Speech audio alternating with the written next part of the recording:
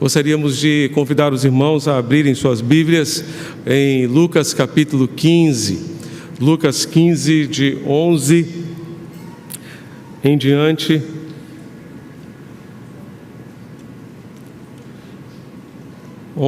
A 24. Os irmãos encontrarão a parábola do filho pródigo.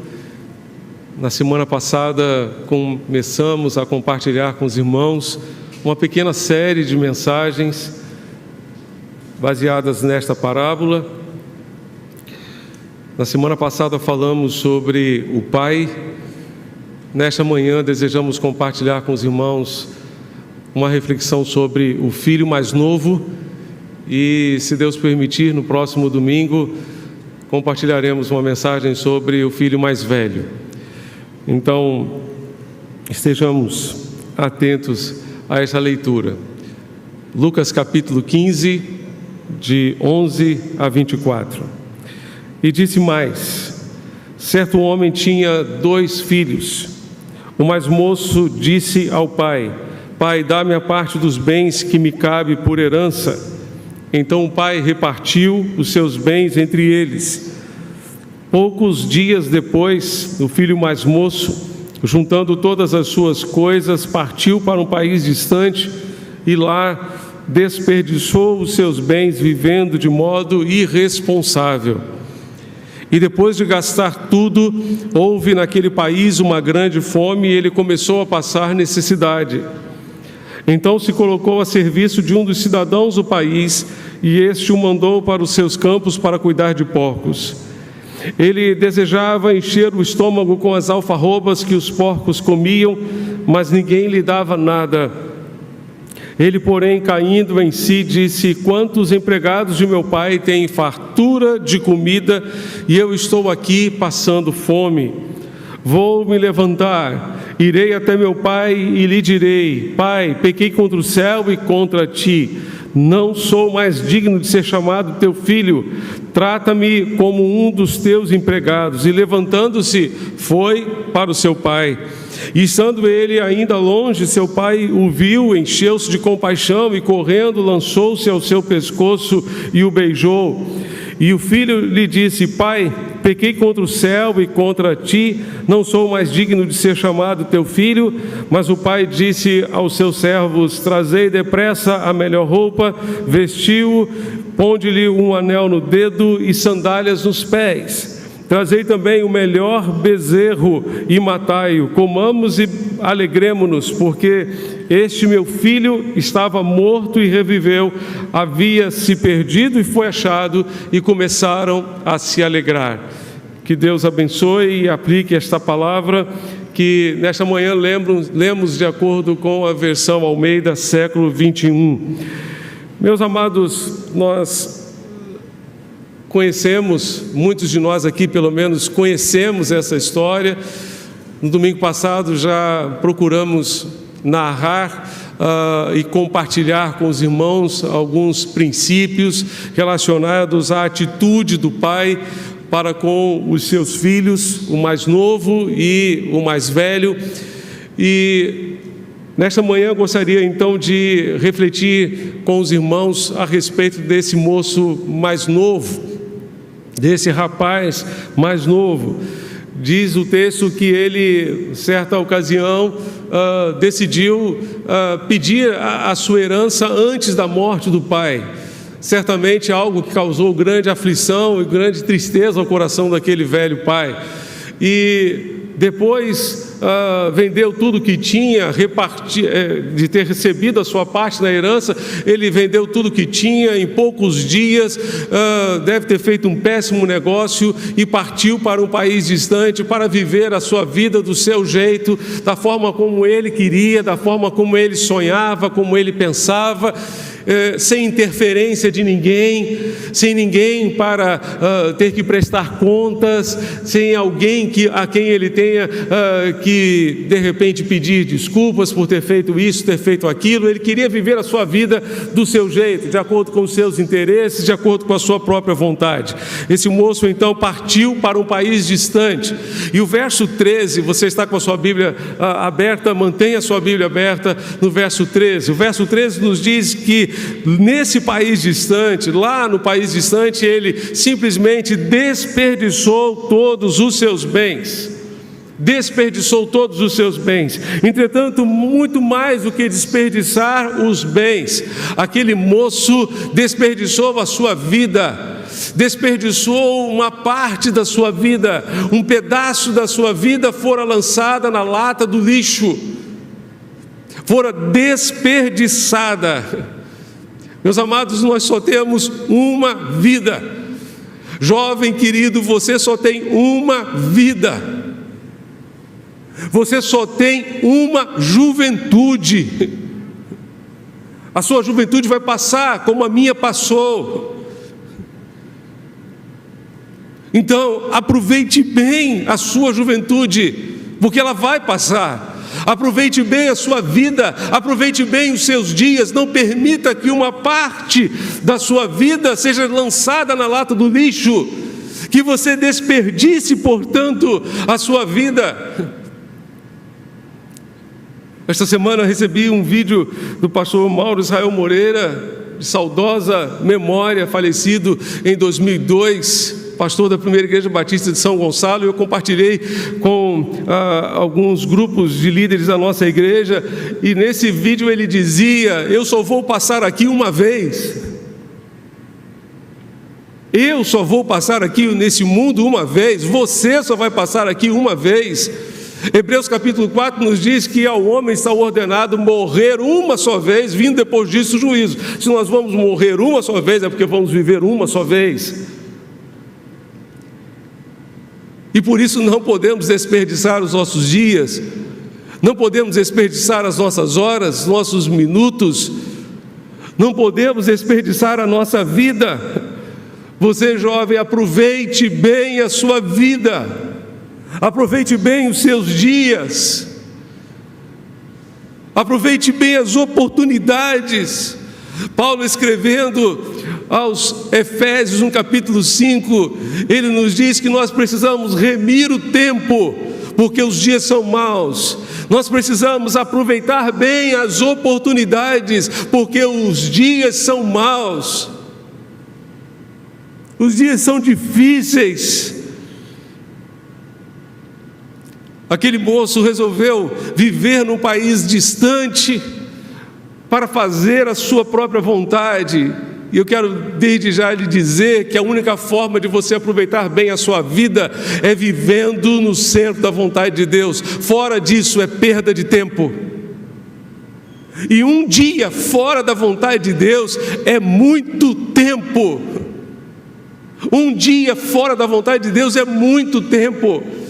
Fora da vontade de Deus, nós só perdemos tempo, nós só desperdiçamos tempo, só desperdiçamos o nosso dia, desperdiçamos a nossa vida, desperdiçamos a nossa saúde. Em nome de Jesus, eu gostaria de encorajar você, jovem, adolescente, a aproveitar bem a sua vida e aproveitar a oportunidade que você tem para voltar para casa. Depois de tanta dor, depois de tanta tristeza, depois de tanta angústia daquele jovem, ele resolveu voltar para casa. Quantos e quantos jovens se afastaram da casa do Pai em nossos dias? Quantos e quantos hoje são encontrados nas sarjetas, nas cracolândias do Brasil afora? Jovens que foram criados na igreja, jovens que foram criados em lares cristãos, mas se afastaram dos propósitos de Deus. Quantas pessoas dizem: eu nunca me afastei de Deus. Realmente você não vai conseguir se afastar dele nunca, porque ele é onipresente, e quer você sinta ou não, ele está sempre do seu lado. Mas dos propósitos de Deus nós podemos nos afastar, da vontade de Deus todos nós podemos nos afastar. E eu quero encorajar você a voltar para casa. Aquele jovem pegou a rota, mudou a rota da sua vida e resolveu voltar para casa, porque ele entendeu que estava longe dos propósitos do Pai. Para voltar para casa, lembre-se que a vida só vale a pena quando vivemos de acordo com os planos e propósitos do Pai Celestial. Para voltar para casa, lembre-se que a vida só vale a pena quando vivemos de acordo com os planos e propósitos de Deus. Aquele rapaz se afastou do pai, se afastou da sua casa, dos seus parentes, dos seus amigos de infância, mas sobretudo se afastou dos planos de Deus para a sua vida. A vida só vale a pena ser vivida quando vivemos no centro da vontade de Deus. Isaías 55, versos 8 e 9, Deus diz através do profeta: porque os meus pensamentos não são os vossos pensamentos, nem os vossos caminhos, os meus caminhos, diz o Senhor. Porque assim como o céu é mais alto do que a terra, os meus caminhos são mais altos que os vossos caminhos, e os meus pensamentos mais altos que os vossos pensamentos. Os caminhos de Deus são muito mais altos, são muito mais elevados. Os pensamentos de Deus estão muito além do que a gente possa imaginar. Por isso, nós precisamos ajustar a nossa vida aos caminhos de Deus, precisamos ajustar os nossos pensamentos aos pensamentos de Deus, porque certamente os planos de Deus são melhores que os nossos. Eu não sei o que você tem planejado para a sua vida, para os próximos anos. Eu não sei o que você tem pensado para a sua vida nos próximos anos da sua vida, mas eu quero encorajar você a viver os planos de Deus. Os planos de Deus são infinitamente melhores do que os seus. Apanhe hoje, em nome de Jesus, e tenha coragem para apanhar hoje uma folha em branco e assinar essa folha no final, em branco, e deixá-la para Deus preencher, para Deus escrever, dizendo a Deus: Deus, o que tu escreveres nesta página, nesta folha, eu farei. Eu assino antes, porque sei que aquilo que tu tens para mim é o melhor. É o melhor. Para voltar para casa, lembre-se que os planos de Deus são melhores que os seus. Volte para casa. Volte para casa. Para voltar para casa, faça uma reflexão séria de si mesmo. O verso 17 nos diz que aquele jovem caiu em si.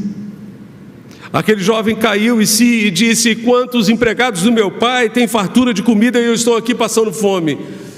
Uma grande fome chegou naquele país. E ele, que já havia desperdiçado todos os seus bens, não tinha mais com o que comer, não tinha mais com o que comprar comida. E a única coisa que lhe restou foi ir para o chiqueiro e tentar disputar comida com os porcos, desejar comer aquilo que os porcos comiam. Ele caiu em si. William Hendrickson diz que quando ele voltou a si mesmo, isto é, quando ele começou a refletir sobre tudo que havia acontecido, desde que saíra de casa, e sobre o fato de que ele mesmo era ou não culpado daquilo que estava acontecendo, a meditação séria e talvez prolongada resultou em que ele percebeu o fato de que inclusive a condição dos empregados na casa do seu pai eram muito melhores do que as dele naquele momento. Precisamos cair na real e enfrentar a realidade em que se encontra a nossa vida. Talvez a visão mais difícil que tenhamos seja a visão de nós mesmos no espelho. Precisamos nos olhar no espelho, precisamos cair na real, precisamos olhar para nós mesmos. Aquele jovem caiu em si. Quantas vezes vivemos agitados na correria do dia a dia e sequer paramos para ouvir Deus, para ouvir a voz de Deus. Nesse vídeo do pastor Mauro Israel, ele disse que algo que nós precisávamos trocar, mudar, àquela altura, no final do século XIX, final dos anos 1990, eram as antenas.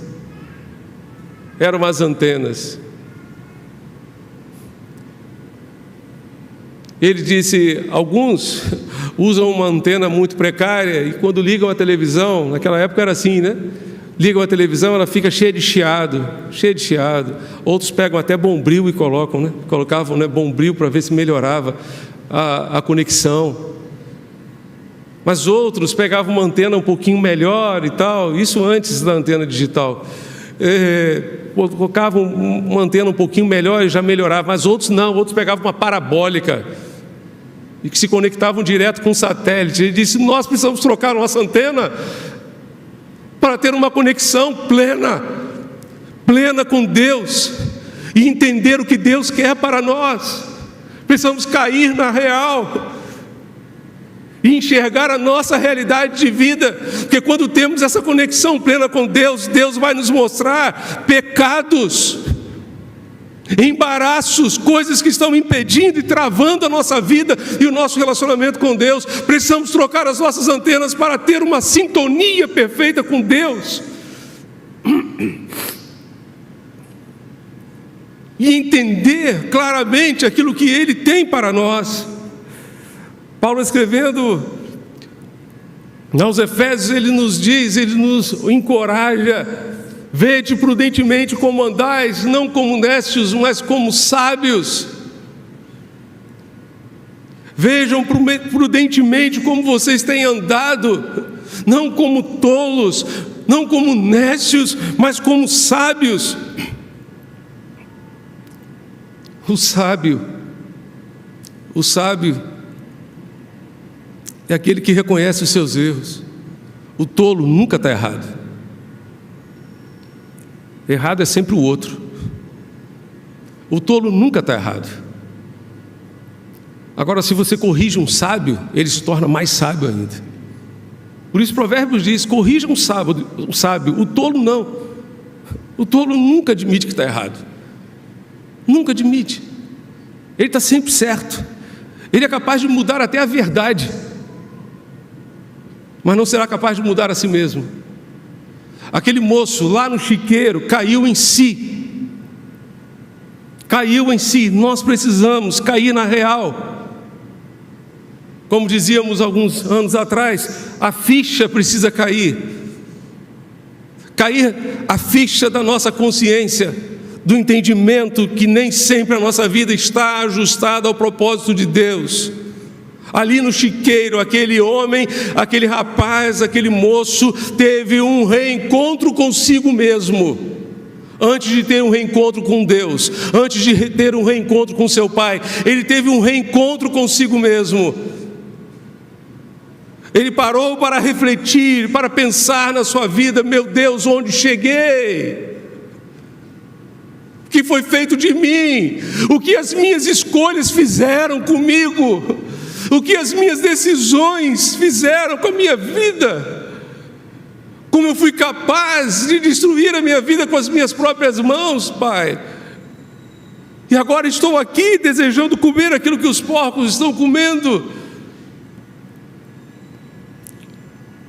Volte para casa, caia em si e reconheça que o seu lugar é junto do Pai. Terceiro lugar, para voltar para casa, você precisa se arrepender. Aquele moço não apenas caiu em si, mas se arrependeu. Ele pegou a rota para casa, para os braços do Pai, e disse ao Pai: Pai, eu pequei contra Ti. Esse foi o discurso que ele decorou, esse foi o discurso que ele programou. Vou dizer ao meu Pai. E de fato começou a dizer. Ele reconheceu o seu estado de perdição. Salmo 51, Davi, no momento de grande contrição diante de Deus, de arrependimento, ele disse: eu reconheço as minhas transgressões, e o meu pecado está sempre diante de mim. Pequei contra Ti, e contra Ti somente, e fiz o que é mal diante dos Teus olhos. Por isso a Tua sentença é justa, e o Teu julgamento é puro. Mas, meus irmãos, é possível ter convicção de pecado sem arrependimento. Porque arrependimento implica mudança de atitude, mudança de opinião em relação ao pecado, mudança de mente, de direção, é uma mudança de dentro para fora. Arrependimento é mudança. Mas se nós quisermos continuar acalentando o pecado, lustrando o pecado, embora tenhamos consciência dele, isso não é arrependimento. Pode ser até remorso, mas não arrependimento, porque arrependimento é mudança. Aquele jovem demonstrou arrependimento porque ele disse: eu vou me levantar, e se levantou. Ele reconhecia, ele passou a reconhecer que dependia do seu pai. Ele descobriu que não poderia viver sozinho, longe do seu pai. Antes desejava estabelecer a sua própria identidade e independência, mas nenhuma pessoa, por mais madura que seja, pode declarar que não precisa do Pai Celestial. No seu pai ele encontraria tudo o que necessitaria para a sua subsistência. Volte para casa, arrependa-se dos seus pecados. Para você voltar para casa, você precisa também de uma decisão. Precisa tomar uma decisão. Aquele jovem poderia, de repente, ter estado lá no chiqueiro e ter dito assim: quem sabe um dia eu volto para casa. Amanhã, de repente, eu volto para casa. Ou semana que vem eu volto para casa. E continuar naquela situação. Ele tomou a decisão. Ele tomou a decisão. Ele percebeu que as suas decisões o levaram àquela situação.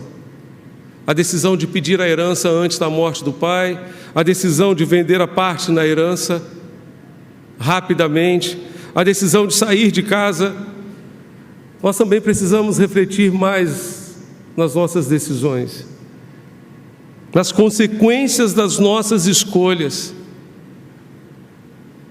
As consequências das decisões daquele rapaz foram trágicas. Começou a passar necessidades, foi apacentar porcos. Um judeu alimentando porcos, animais considerados cerimonialmente imundos, era algo degradante, era algo humilhante. Em outras palavras, aquele moço chegou ao fundo do poço. Ao fundo do poço. Desejava encher o estômago com as alfarrobas que os porcos comiam. Ninguém lhe dava nada. A humilhação acrescentou-se à fome. Ele tinha fome o tempo todo, como sugere o original. Tanta fome que o estômago reclamava algo para comer qualquer coisa. Os porcos devoravam as alfarrobas e ele mesmo desejava ardentemente comer aquilo. As decisões daquele rapaz o levaram literalmente ao chiqueiro. As suas decisões estão levando você aonde? Se a vida é feita de escolhas, as suas escolhas estão levando você aonde? Em nome de Jesus, não deixe a sua vida parar no chiqueiro. Não deixe a sua vida parar no chiqueiro. Tome decisões que mudarão a rota da sua vida e o levarão de volta para os braços do Pai. Ele disse: vou me levantar, irei até meu pai e lhe direi: Pai, pequei contra o céu e pequei contra ti. O que muda na nossa vida, como os irmãos sabem, não são as mensagens que ouvimos, não são os sermões que nós ouvimos, são as decisões que tomamos. Algumas decisões são fáceis, são simples. Outras decisões são difíceis, mas certamente necessárias para que a nossa vida de fato tome o rumo certo, o rumo de Deus para nós. Muitas vezes decisões que não serão agradáveis, mas serão necessárias para que a nossa vida se ajuste ao propósito de Deus. Decisões que vão doer no nosso coração, mas que certamente farão bem. Levantar-se é o que precisamos. Aquele jovem decidiu se levantar. Ele disse: eu vou me levantar. Levantar-se é uma atitude nem sempre prazerosa. Aquele jovem se levantou do chiqueiro, mas muitos precisam se levantar hoje da sua zona de conforto. Muitas vezes achamos que estamos muito bem, a nossa vida está muito agradável, tranquila. Para que se levantar? Pela manhã cedo, quando precisamos acordar num determinado horário, o despertador toca e nós podemos decidir o que vamos fazer com aquele despertador. Se vamos travá-lo e continuar dormindo, ou se vamos travá-lo e vamos nos levantar. Deus tem nos despertado, Deus tem despertado você, mas por favor não volte a dormir. Levante-se, levante-se para aquilo que Deus quer fazer através da sua vida. Levante-se para fazer aquilo que Deus quer fazer através de você. Há muito a ser feito. Você tem uma vida inteira pela frente, jovem. Aproveite a sua vida, aproveite a sua juventude para fazer o que Deus quer para você. Assim como aquele filho mais novo, precisamos nos levantar. Ele se pôs na estrada em direção ao seu pai, não em direção à sua comunidade, não em direção ao seu povoado, aos seus amigos, aos seus parentes.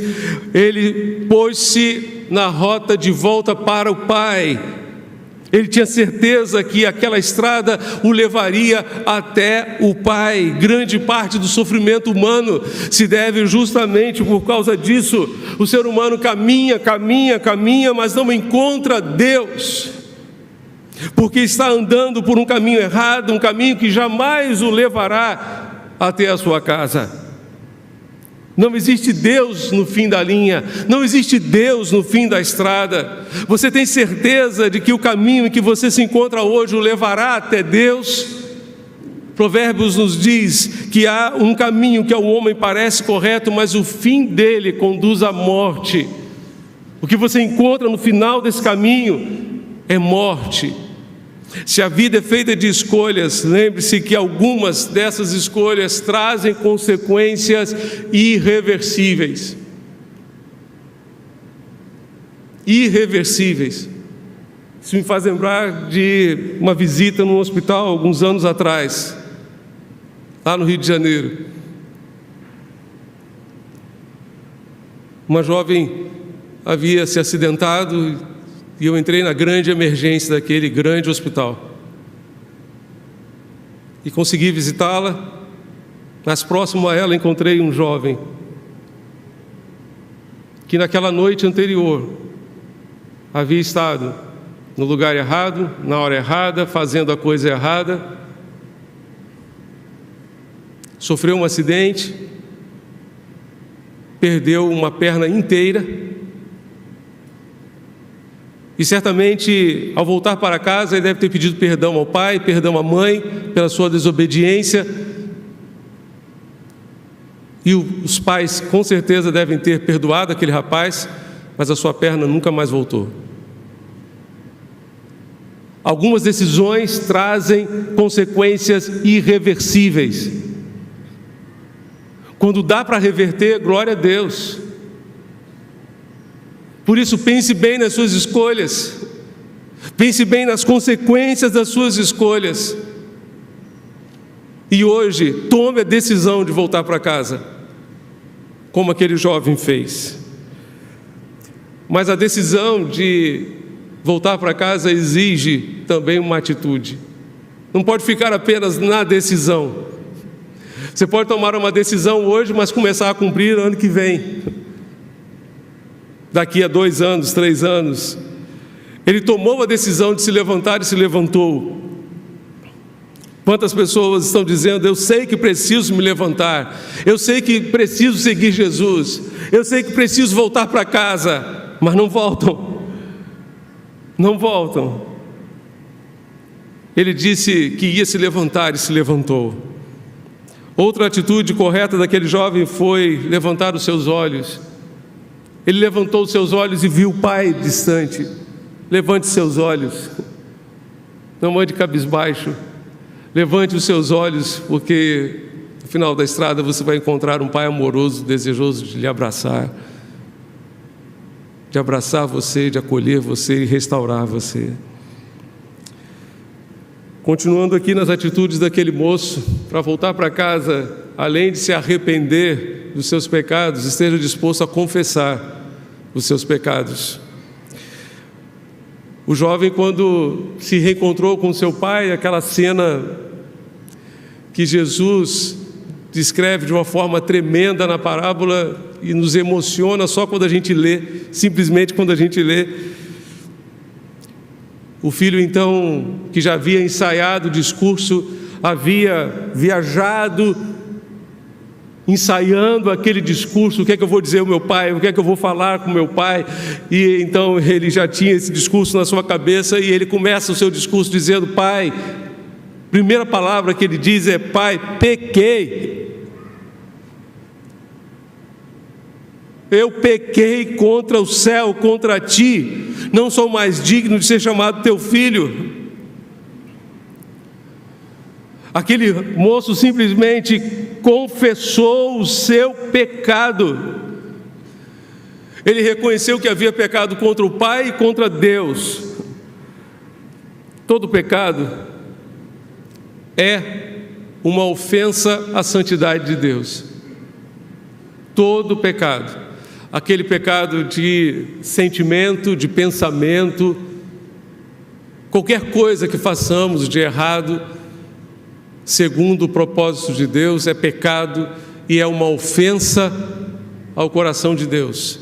É uma ofensa à santidade de Deus. No Antigo Testamento, pecado tinha o sentido de errar o alvo. Deus estabeleceu um alvo e todas as vezes que nós erramos esse alvo, nós estamos pecando. E entristecemos, sem dúvida alguma, o coração de Deus. Mas os pecados de relacionamento são pecados não apenas contra Deus, porque todo pecado é uma ofensa contra Deus, mas também um pecado contra alguém. Contra alguém.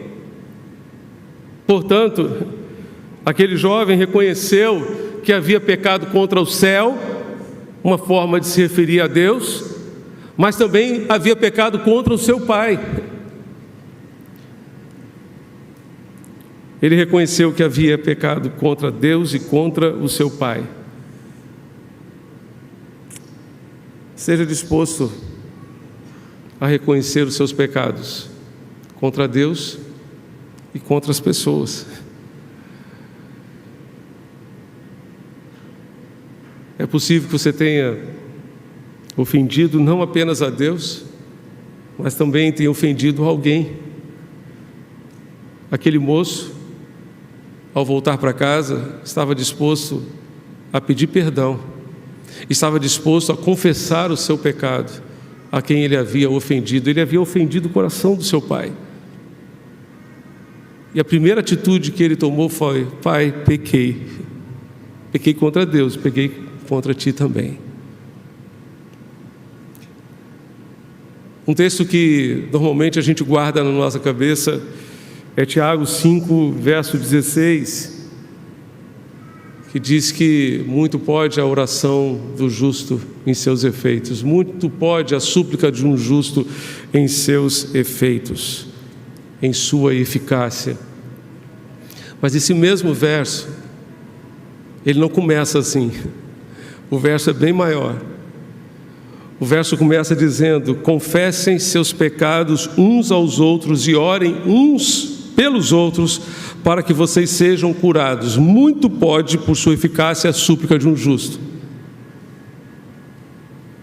Essa parte da oração é a parte final do verso. A parte inicial do verso é a parte da confissão. E Tiago diz que nós precisamos confessar os nossos pecados uns aos outros para sermos curados, porque a amargura destrói a nossa saúde emocional, destrói o nosso relacionamento com Deus e com as pessoas. E alimentar ressentimento no coração é doença. É doença. Precisamos confessar os nossos pecados, como aquele jovem fez, para sermos curados. A quem você precisa pedir perdão? Eu não sei, mas talvez Deus lhe revele agora, se você perguntar a Ele. Deus, a quem eu preciso pedir perdão? A quem eu ofendi além de Ti? Volte para casa. Volte para casa e aceite a graça do Pai. Aceite a graça do Pai. A atitude do Pai foi tremenda. Ele abraçou aquele garoto, sujo, maltrapilho, correu na direção dele e o abraçou. Como vimos no domingo passado, era humilhante uma pessoa idosa correr. Quem corria eram os mais novos, mas o amor é sacrificial. O amor é sacrificial e o amor não mede sacrifícios. E ele abraçou, acolheu e restaurou aquele filho. O que me chama a atenção aqui é que aquele pai deu uma segunda chance ao seu filho. Volte para casa, porque Deus quer lhe dar uma segunda chance, uma terceira chance, não sei. Mas Deus quer lhe dar uma nova chance, Deus quer lhe dar uma nova oportunidade, Deus quer fazer isso com você. Provérbios 28:13 nos diz que aquele que encobre as suas transgressões jamais prosperará, mas quem as confessa e deixa alcançará misericórdia, alcançará uma segunda chance. Deus tem uma segunda chance para você. Deus é o Deus do recomeço. Ele tem uma nova história para você. Ele quer ajudar a você a escrever novas páginas na história da sua vida. Volte para casa. Aquele rapaz jamais poderia imaginar que o pai o receberia daquele jeito. O pai o surpreendeu, aquele jovem, assim como Deus nos surpreende. Deus nos surpreende, porque Ele é poderoso para fazer infinitamente mais do que tudo quanto pedimos ou pensamos, segundo o seu poder que em nós opera. Diz Paulo em Efésios 3, versos 20 e 21, Ele é poderoso para fazer infinitamente mais, Ele é poderoso para nos surpreender. E como Ele surpreendeu aquele moço? Aquele moço certamente chegou ali morrendo de fome, queria um simples prato de comida. O pai o surpreendeu mandando matar logo um bezerro para ele e fazer um churrasco para celebrar a sua volta para casa. Ele queria ser contratado como um mero trabalhador diarista. Ele foi reconstituído à condição de filho. Talvez tenha passado na sua cabeça ser simplesmente um escravo da família, porque como escravo ele teria sustento, como escravo ele teria comida para se manter, e por isso chegou descalço. Os escravos andavam descalços, mas o pai logo lhe trouxe uma sandália e disse: você é livre, você é livre, meu filho, você está liberto. O pai surpreendeu o seu filho, assim como Deus tem surpresas maravilhosas para você hoje. Em nome de Jesus, tome a decisão de voltar para casa. Tome a decisão de voltar para casa. Deus tem muito mais para você do que você pode imaginar. Ele quer restaurar a sua vida e Ele está de braços abertos para receber você de volta. E esta é a sua casa. Esta é a sua casa. O pai disse: O meu filho estava perdido e foi achado. Estava morto e reviveu.